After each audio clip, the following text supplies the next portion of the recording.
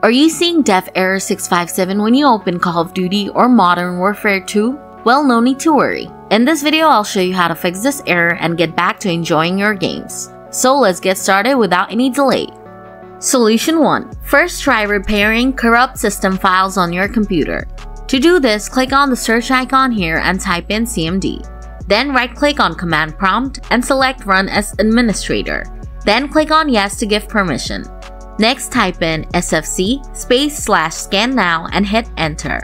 Now it will start scanning and will repair any corrupted system files.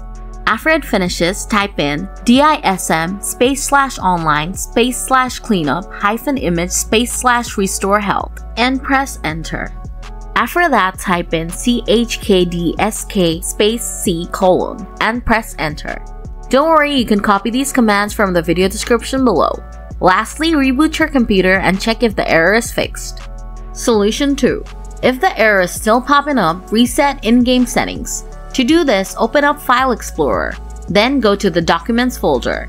Here you can find the Call of Duty folder. Open it up and delete the Players folder.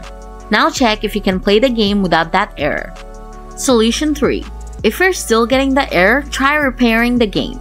To do this, open up the Call of Duty launcher. Then click on the settings icon here, and then select Scan and Repair. Then click on Begin Scan.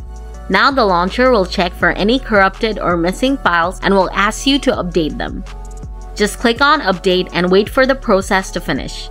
After that, just start the game and you should be able to play Warzone or Modern Warfare 2 without getting this error. So folks, that's how you deal with the dev error 657 in Call of Duty Warzone, Modern Warfare 2 or any other Battle.net games. If the video helped you out, please hit the like button. Got more questions? Feel free to leave them in the comments below and I'll reply to you real soon. Thanks for watching.